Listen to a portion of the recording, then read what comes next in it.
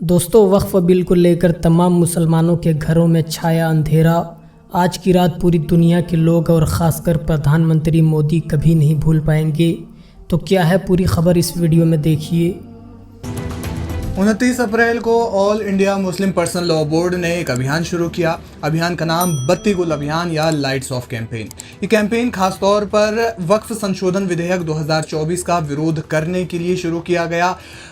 آل India مجلس اتحاد المسلمین کے پرمکھ اسد الدین اویسی نے دیش کی جنتا سے آہوان کیا کہ وہ 30 اپریل کو رات کو 9 بجے سے رات کو 9:15 تک یعنی قریب 15 منٹ کے لیے اپنے گھروں کی، اپنے دکانوں کی یا انیہ پرتشٹھانوں کی لائٹس کو بند رکھیں۔ اور اب اس کی تصویریں جو ہے وہ سامنے آ رہی ہیں۔ تصویروں میں آپ دیکھ سکتے ہیں کہ کس پرکار سے اسد الدین اویسی اپنے چھت پر کھڑے ہیں اور وہ حیدرآباد کے جس علاقے میں رہتے ہیں وہاں بتی گل ابھیان کو دیکھ رہے ہیں۔ اس کے علاوہ دیش کے تمام علاقوں سے یہ تصویریں جو ہے وہ سامنے آ رہی ہیں۔ بتی گل ابھیان وقف سنشودھن ادھینیم 2024 کا ورودھ کرنے کے لیے لایا گیا ہے، شروع کیا گیا ہے اور 15 منٹ کے لیے اس دوران لائٹس کو بند رکھا گیا۔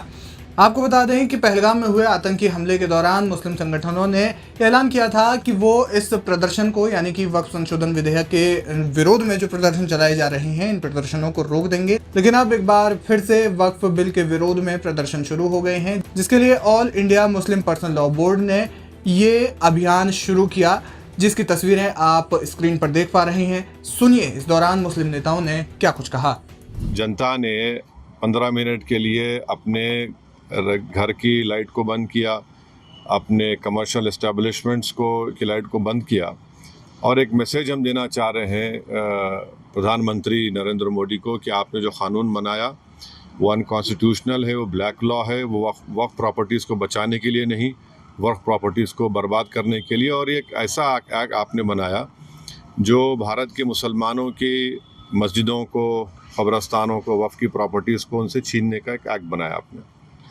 جس طرح کا بھی ماحول بنا ہوا ہے دیش میں، آتنکوادی جو گھٹنا ہوئی ہے، آپ نے بھی اس کو کنڈیم کیا ہے، لیکن ایسے حالات میں آپ کو لگتا ہے کہ دیش میں اگر اندرونی طور پر اس طریقے سے ورودھ ہوگا تو دیکھیے جہاں تک پہلگام میں جو ہوا ہے اس کو تو ہم آؤٹ رائٹلی کنڈیم کر رہے ہیں اور کرتے رہیں گے، اور ہم نے اس ٹیررسٹ ایکٹ کو ذمہ دار پاکستان کی اسٹیبلشمنٹ، پاکستان کی سرکار کو کھڑایا ہے، اور انہی کی پوری سرپرستی میں، انہی کی تائید، انہی کے سپورٹ اور فائنینشیل سپورٹ سے، ملٹری ٹریننگ سے وہ آتنکوادی پاکستان سے بارڈر کراس کر کے پہلگام تک آئے، اور وہاں پر انہوں نے ٹورسٹ کو 26 ٹورسٹ کو جان لی۔ اور سب سے افسوسناک اور سب سے تکلیف دہ بات یہ ہے کہ انہوں نے ان کی فیملیز کے سامنے خواتین کو، مہیلاؤں کو، بچوں کو الگ کیا، اور مرد لوگوں کے ایک جگہ کھڑا کر کے ان کا ریلیجن پوچھ کر جو ہندو تھے ان کو گولی ماری۔ تو وہ تو کنڈمنیبل ہے، اس پہ کوئی ڈسکشن ہونے کی ضرورت بھی نہیں ہے۔ جہاں تک ہمارا یہ پروٹیسٹ ہے اس قانون کے خلاف، وہ تو ایک آن گوئنگ پروٹیسٹ تھا، اور آپ کو معلوم ہوگا کہ All India Muslim Personal Law Board نے اس ٹیررسٹ ایکٹ کو کنڈیم کیا، اور قریب 3 دن تک ہم نے اپنے پروٹیسٹ کو روک کے رکھا۔ تو یہ پہلے سے طے شدہ پروگرام ہے۔ جہاں تک دیش کی اکھنڈتا، دیش کی انٹیگریٹی کی بات آئے گی، اس میں تو کوئی کمپرومائز نہیں ہو سکتا۔ All India Muslim Personal Law Board نے جو حکومت نے وقف امینڈمنٹ ایکٹ 2025 بنایا ہے، اس کے خلاف اپنی آواز بلند کرنے کے لیے آج پورے ملک کے عوام سے یہ اپیل کی تھی کہ رات میں 9 سے 9:15 بجے تک لائٹس کو آف کر کے اپنا سائلنٹ پروٹیسٹ درج کرائیں۔ آپ نے دیکھا کہ آج شہر لکھنؤ میں اس کے بڑے پیمانے پر آپ کو اثر نظر آ رہا ہے، اور یہاں پر ہر جگہ آپ کو اندھیرا نظر آ رہا ہے۔ اس کا مقصد ہی یہی ہے کہ ہم لوگ حکومت تک اپنی یہ آواز پہنچا سکیں کہ ہر مسلمان اور ہر حق پسند انسان اور ہندوستانی اس وقف بل کے اگینسٹ ہے، کیونکہ یہ وقف بل، یہ وقف اوقاف جو ہے وہ ہمارے مذہب اسلام کا ایک انٹیگریٹ اور ایسنشیل پارٹ ہے۔ اس میں کوئی بھی ایسی تبدیلی اور چینجز جو کہ اپنے اوقاف کے انٹرسٹ میں نہ ہو وہ قابل قبول نہیں ہے۔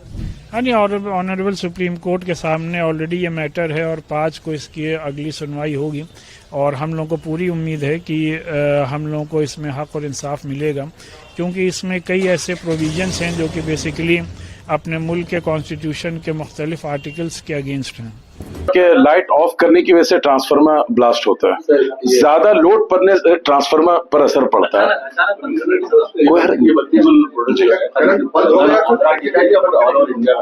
पूरे इंडिया में है ये, जी जी, रात में 9 बजे से 9:15 बजे तक 10 मिनट का ड्यूरेशन है। हाँ जी, पूरे मुल्क में ये है जी। डॉक्टर कासिम रसूल इलियास साहब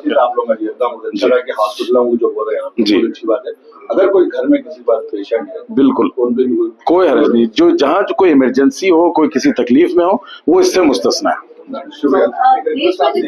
कर देता हूँ बाइट के all India Muslim personal law board की तरफ से जो बत्ती गुल प्रोटेस्ट की बात की गई है, इसमें जो हॉस्पिटल्स हैं, मेडिकल सर्विसेज हैं, या कोई भी इमरजेंसी सर्विस है जहां क्लिनिक्स हैं, तो उनको इस्तिस्ना हासिल होगा, उनको बंद करना नहीं है, बल्कि नहीं बंद करना चाहिए, इसलिए कि किसी जान का नुकसान हो सकता है, किसी को तकलीफ हो सकती है, और किसी घर में कोई पेशेंट हो, कोई इमरजेंसी हो, तो उसमें कोई हर्ज नहीं।